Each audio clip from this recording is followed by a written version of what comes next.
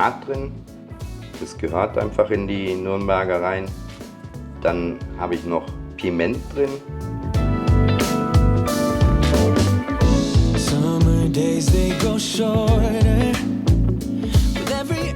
Hallo und herzlich willkommen auf meinem Kanal Landlust Isan. Wadikap Pipi, Wadikap Tukon. Heute möchte ich euch in meiner kleinen Hobbyküche begrüßen. Was ich davor habe, könnt ihr euch, denke ich, vorstellen. Ich habe es lang versprochen.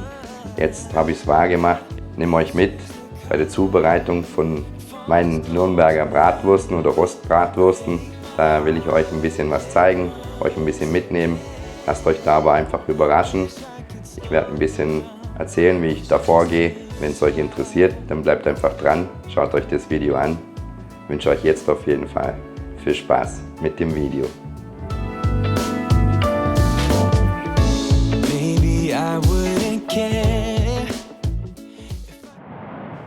Willkommen in meiner Hobbyküche. Ja, hier seht ihr jetzt das frische Fleisch. Also ich verwende auch noch Fleisch vom letzten Mal. Das hatte ich eingefroren gehabt. Das kann ich deswegen trotzdem noch genauso verwenden, weil die Kühlkette war nicht unterbrochen. Ich verwende da einfach Fleisch von der Schulter. Ich hatte mir auch schon mal überlegt, vom Nacken zu nehmen, aber ich habe jetzt da von der Schulter einfach Fleisch genommen. Das sind Schulterstücken und das sind einfach Bauchstücken, also quasi wie Bauchspeck. Jetzt habt ihr mal das Fleisch gesehen und jetzt schalte ich den gleich wieder ein, wenn ich das Fleisch dann vorbereite für den Fleischwolf. So, ich hoffe, ihr könnt mich sehen, aber ich habe es vorher mal ausprobiert, das müsste eigentlich passen. Ich schneide jetzt gerade noch die Reste zusammen von letztes Mal. Ich mache da einfach immer so kleine Stücken, dass das dann auch mit meiner Küchenmaschine dann funktioniert. Den Abfall, wo ich da habe, sage ich mal, von der Schulter. Also Abfall halt, wenn ich da irgendwelche Fettstücken da drin habe, da mag ich gerne einfach das magere Fleisch. Wenn ich da noch was Fettiges drin habe, das schneide ich immer ab. Das gebe ich dann quasi nachher meinen Hunden.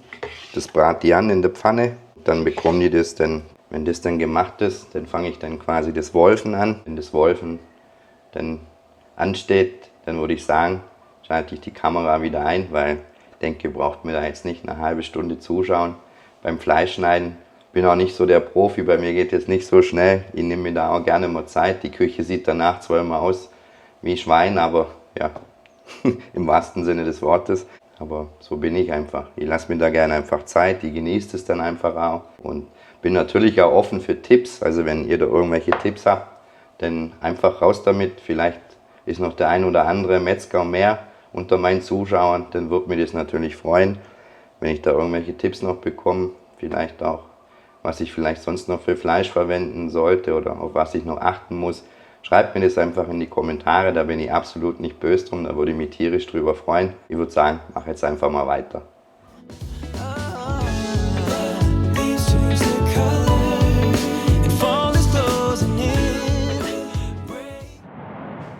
Ja, mit der Fleischschnippelei bin ich jetzt durch. Habe jetzt alles soweit klein geschnitten, alles vorbereitet für den Wolf. Bei dem Fleisch, was der Fleischverkäufer mir da gegeben hat, das ist ja, sag ich mal, ein guter Freund von uns oder vom Neffen oder ein gemeinsamer Freund, bei dem ich das immer kaufe, dem vertraue ich da auch. Das Fleisch ist immer mega frisch. Ich hatte ihm damals gesagt, als ich das Fleisch bestellt habe, ich möchte auch noch 1 Kilo von der Schulter für mich haben. Also quasi, wo ich für einen Schnitzel panierte Schnitzel draus machen kann. Ich habe das mal mit Nacken probiert. Ich bin vom Nacken nicht so überzeugt. Habe jetzt mal einfach gedacht, ich probiere es mal mit der Schulter. Habe mir da einfach jetzt 1 Kilo weggenommen. Das sind jetzt insgesamt 3 Kilo Fleisch, wo ich da habe. Er hat mir 1 Kilo mehr vom Bauch gegeben gehabt. Den habe ich jetzt eingefroren. Den werde ich das nächste Mal dann wieder mitverwenden. Weil ich habe ja auch noch gehabt, alten Bauch auch noch vom letzten Mal. Das werde ich jetzt alles den Wolfen. Ich werde jetzt hier den Wolf vorbereiten. Zwiebeln und Knoblauch habe ich auch schon vorbereitet. Wobei beim Knoblauch habe ich jetzt gemerkt, ich habe mir da aufgeschrieben gehabt, wie viel Zehen ich verwende. Aber klar, das ist natürlich auch Quatsch, weil es gibt große Zehen, kleine Zehen. Ich habe jetzt angefangen, ich habe jetzt einfach mal 100 Gramm Knoblauch dazu gemacht, also frischen Knoblauch. Ich mag Knoblauch, die Leute hier auch. Von daher, wenn das zu viel ist, zu viel wird es nicht sein. Ich habe die Zehen dann trotzdem grob abgezählt, also das passt soweit schon. Aber ich werde da entweder umsteigen aufs Pulver, auf Knoblauchpulver, oder werde halt einfach in Zukunft die Zehen dann wiegen. So, seht ihr jetzt, das ist meine Schulter, das ist mein Bauch, da eben die Zwiebeln, der Knoblauch, Das kommt jetzt alles miteinander in den Wolf, beziehungsweise zuerst die Schulter und dann nachher den Bauch. Ja, ich würde jetzt sagen, ich lege mal los. Wie angesprochen, eben mit der Schweineschulter, die Zwiebeln und den Knoblauch zusammen. Das werde ich jetzt alles dann durch den Wolf drehen. Das ist eine 3 mm Scheibe und die Maschine, die ich da verwende, eben, die habe ich relativ günstig gekauft. Kein Vergleich zu der Schweiz oder klar, es gibt hier sicherlich auch teure Maschinen, weil man die für den kommerziellen Bereich gedacht sind, aber für mich tut es das. Das ist so eine kombinierte Maschine, wo man eigentlich, also ich habe das erste Mal mit der auch die Wurst abgefüllt. Ich war damit nicht so zufrieden mit dem Wurstabfüllen, deswegen habe ich mir da noch eine andere Maschine dazu geholt, die dann nur fürs Abfüllen gedacht ist. Und die benutze ich jetzt einfach, also das zweite Mal, wo ich es gemacht habe, habe ich die bloß noch benutzt, einfach um zu wolfen. Und das funktioniert eigentlich recht gut. Musste mir jetzt aber da auch ein bisschen angewöhnen, die Fleischstückchen ein bisschen kleiner zu schneiden, weil die Maschine da dann schon teilweise an ihre Grenzen kommt, habe ich gemerkt das letzte Mal. Deswegen habe ich jetzt heute die Stückchen ein bisschen kleiner gemacht. Aber ich würde sagen, quatsch nicht lang rum. Wird sicherlich laut werden, ob er mich dann noch versteht, ist die Frage, aber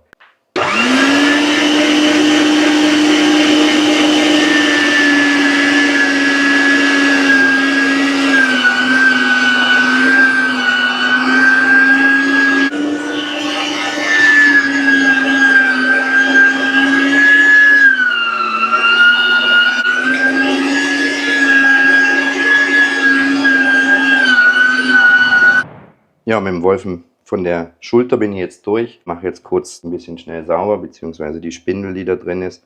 Tue die Schüssel in den Kühlschrank.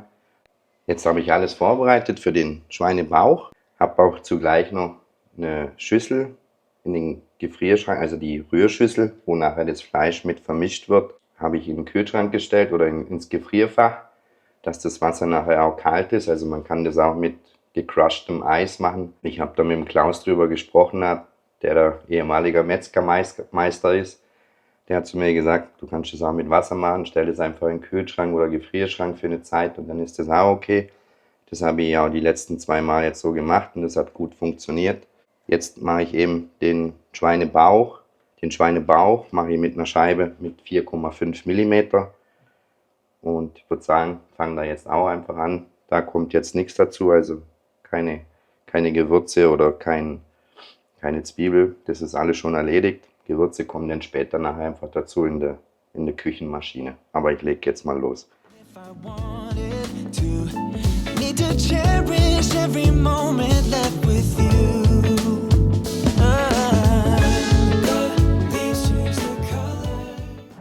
Der Schweinebauch ist jetzt auch durch. Ich denke, ihr habt gesehen, mit dem Schweinebauch hat die Maschine den Schutz zum Kämpfen. Aber ja, sie packt's. Ich finde das okay für das Preis-Leistungs-Verhältnis und für meine Zwecke ist das völlig ausreichend. Das Ergebnis ist gut, es ist bisher immer gelungen. Vielleicht sieht sie hin und wieder nicht ganz so schön aus wie eine Nürnberger, aber dafür schmeckt sie genauso gut, meiner Meinung nach. Und ich werde jetzt die Maschine noch schnell reinigen, weil ich gerne immer alles gleich immer sauber mache, dann habe ich nachher zum Schluss weniger Arbeit. Ich würde sagen, ich stelle den Bauch noch schnell in den Kühlschrank und dann sehen wir uns dann nachher bei der Küchenmaschine und bei den Gewürzen wieder.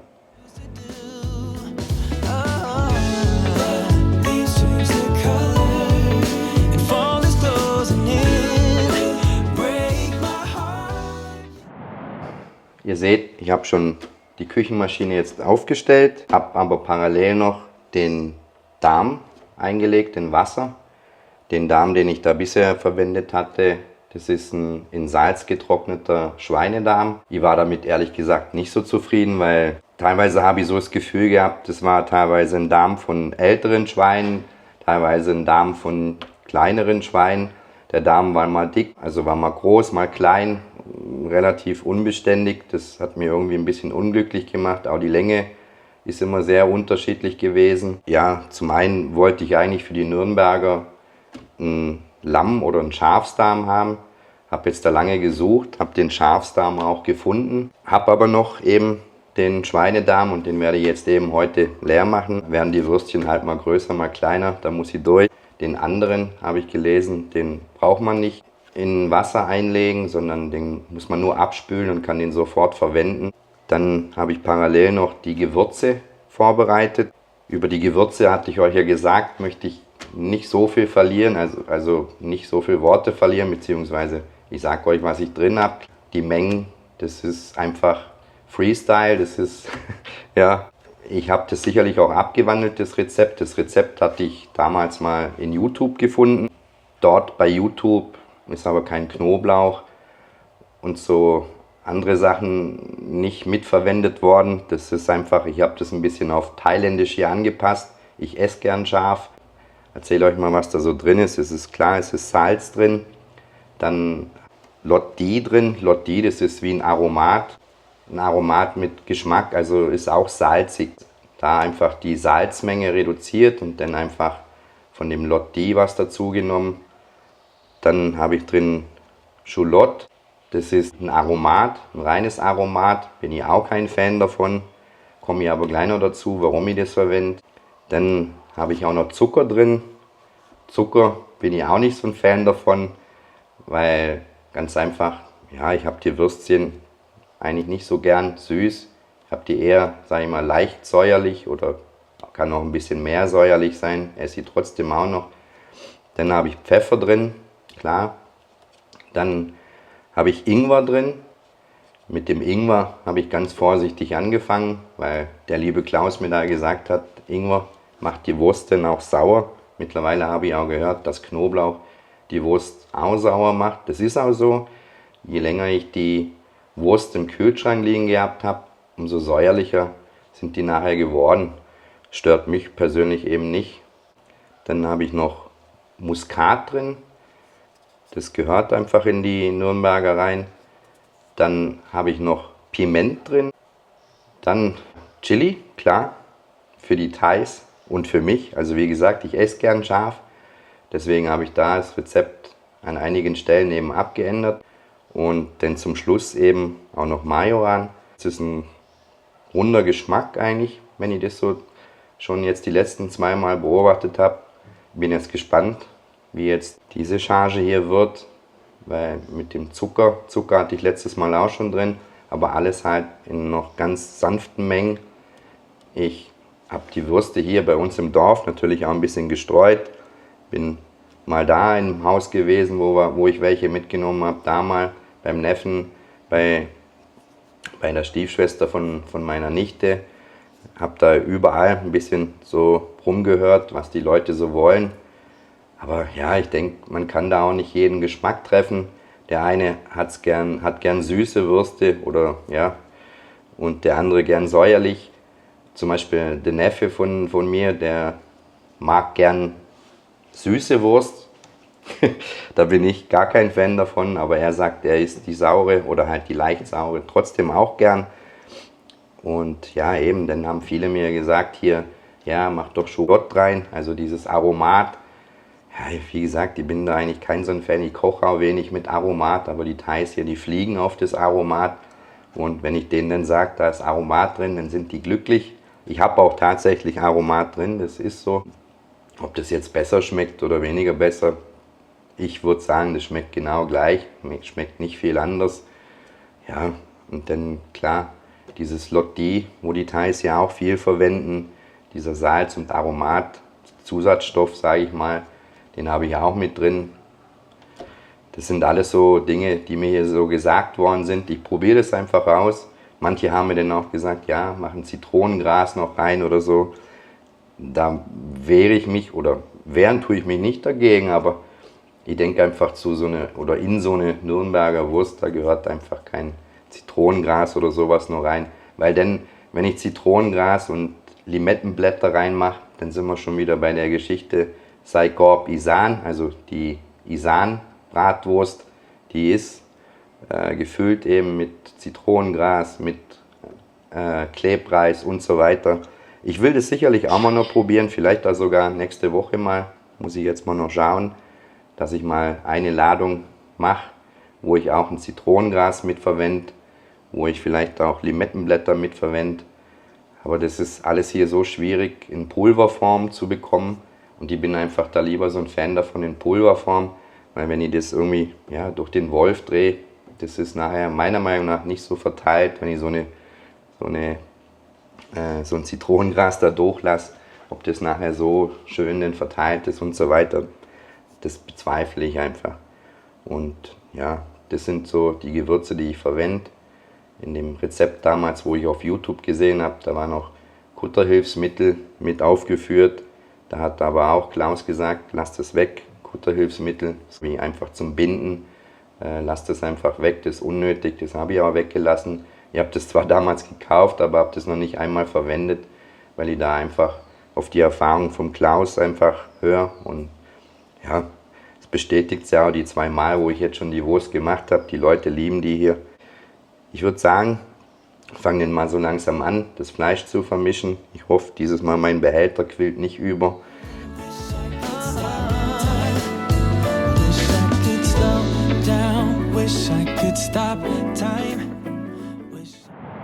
Der Behälter ist jetzt gefüllt. Habe das ein bisschen von Hand einfach gemischt, dass das schon ein bisschen grob vorgemischt ist.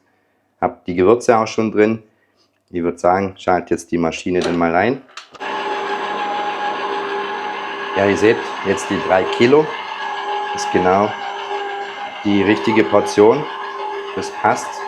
Also ich denke, mehr als 3 Kilo werde ich da immer nicht reinkriegen in die Maschine.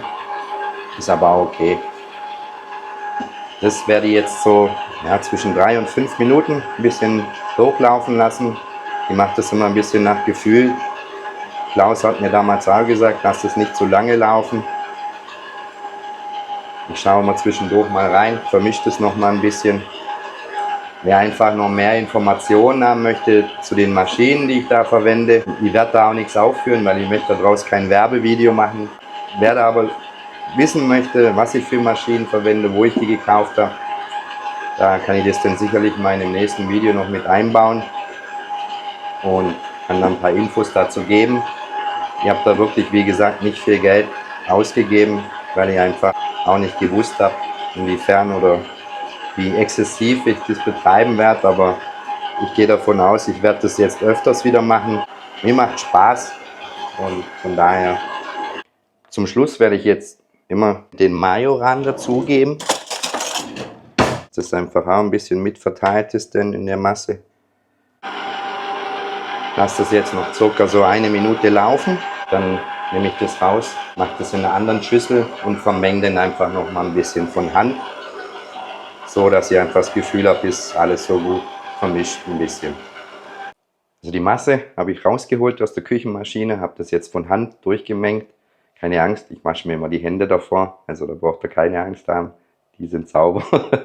Ich stelle dann danach die Schüssel erstmal wieder in den Kühlschrank, räume hier wieder auf, mache hier ein bisschen klar Schiff, dann bereite ich die Maschine vor, um die Wurst zu befüllen. Dann würde ich euch dann wiederholen. So sieht das Ganze jetzt aus, wenn es fertig ist. Habe es auch schon probiert, also ist mega würzig. Ich bin gespannt, wenn die Wurst dann nachher fertig ist, wie das Ganze denn schmeckt.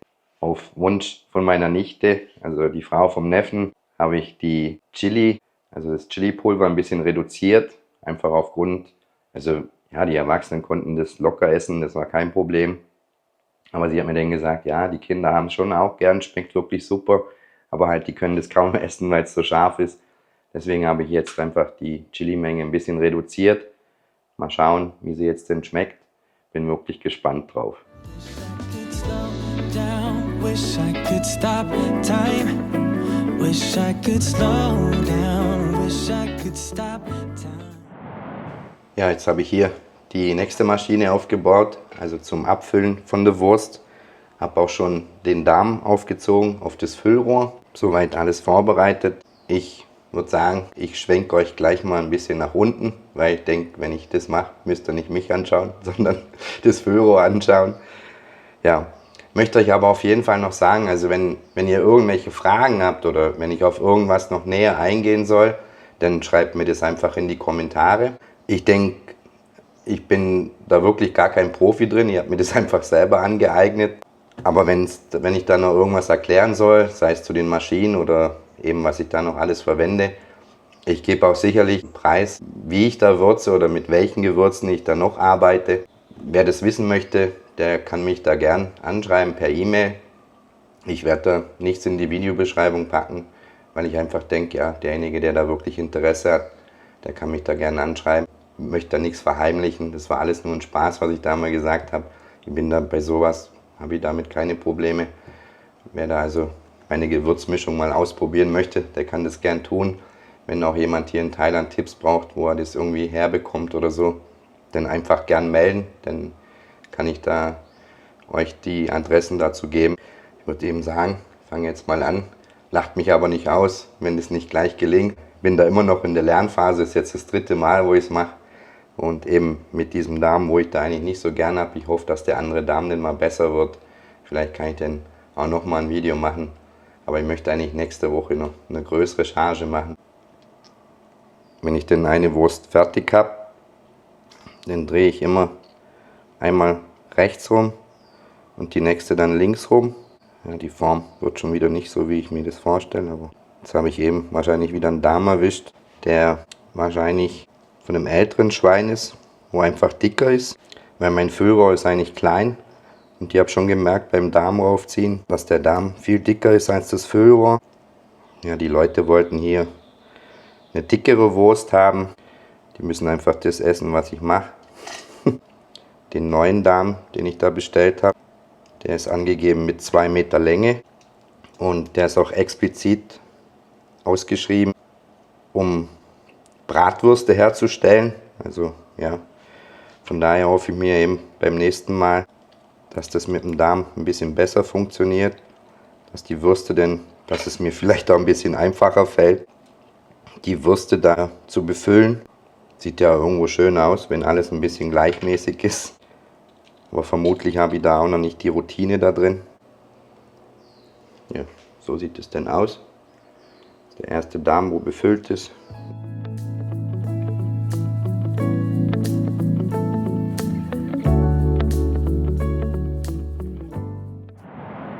Jetzt habe ich 2 Töpfe angesetzt mit Wasser. Das Wasser habe ich mit Salz versehen, also quasi ein bisschen Salzwasser. Die Würste sind jetzt fertig. Ich werde die jetzt kochen. Werde die auf 72 Grad so ca. 20 bis 25 Minuten kochen. Dann sind die, sage ich mal, schon mal vorgegart. Dann können die einfach entweder eingefroren werden oder direkt in die Bratpfanne gehauen werden. Dann ja, sind die quasi servierbereit. Hat doch eine Menge wieder gegeben, 3 Kilo halt. Letztes Mal hat die einiges mehr, aber ja, das ist, denke ich, völlig ausreichend. Habe die Würste auch ein bisschen dicker gemacht, dass die Thais da eine Freude dran haben, auch eine dickere Wurst essen können wie eine Bratwurst. Und dann, also ich werde jetzt schnell die Würste in den Topf legen und dann für 25 Minuten garen.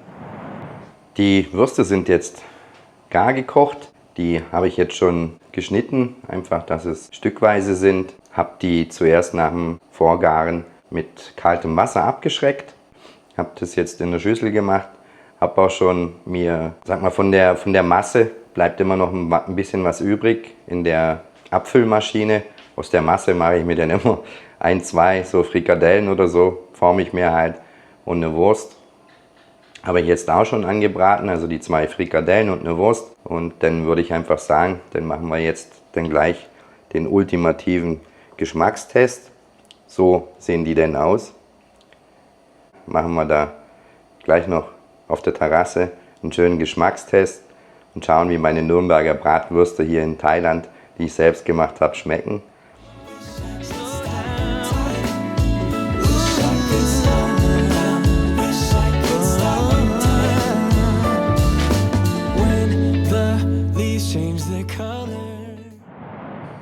Mit der Kostprobe möchte ich dann auch das Video dann gleichzeitig beenden. Probiere jetzt kurz die Würste, dann spreche ich noch mein Schlusswort. Sie ist immer noch scharf. Bin gespannt, was der Neffe denn sagt. Aber von den Gewürzen her sehr, sehr lecker, muss ich wirklich sagen. Ich finde die jetzt fast noch besser als die letzten. Probiere gerade mal noch die Frikadelle.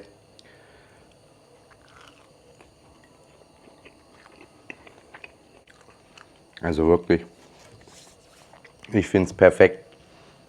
Ich würde eben, wie gesagt, vielleicht nochmal mit dem Chili nach oben gehen und dann eher für die Kinder eine machen ohne Chili. Weil ich denke, die Erwachsenen hier, die haben es dann schon gern mit Chili. Zum Schluss hoffe ich, dass das Video euch gefallen hat. Würde mich riesig freuen, wenn ihr da ein bisschen Spaß dran hattet. Und wie gesagt, wenn es da noch irgendwelche offene Fragen gibt bezüglich den Maschinen, Gewürzen oder wo man was herbekommt, dann könnt ihr mir das gerne in die Kommentare schreiben oder mir auch gerne E-Mail schreiben.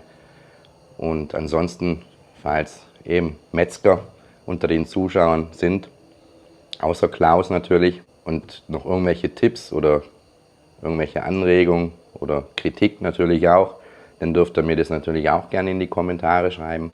Ich möchte mich aber auf dem Weg dann auch nochmal bedanken beim Klaus eben, der mir da wirklich sehr geholfen hat, wie ich da was mache. Ich möchte mich auch, weiß nicht, ob ihr es seht, meinem Fleischverkäufer Gem vielen, vielen Dank sagen. Der wird dann sicherlich auch bald mal wieder vorbeikommen. Ich denke nächste Woche wieder. Dann werde ich ihm da auch wieder ein paar Würste geben zum Probieren. Und wenn euch das Video gefallen hat, dann würde ich mich natürlich freuen über zahlreiche Kommentare. Würde mich über jedes Like freuen. Würde mich auch freuen, wenn ihr das Video teilt. Und für die neuen Zuschauer würde ich mich natürlich ganz arg freuen, wenn ihr meinen Kanal abonniert. Vergesst dann einfach nicht, die Glocke zu aktivieren, dann verpasst ihr auch kein Video von mir. Ich wünsche euch wie immer eine ganz, ganz gute Zeit. Bleibt wie immer gesund. Passt auf euch auf da draußen. Und dann sehen wir uns bestimmt zum nächsten Video wieder. Und ich sage bis dahin, tschüss, euer René aus Thailand.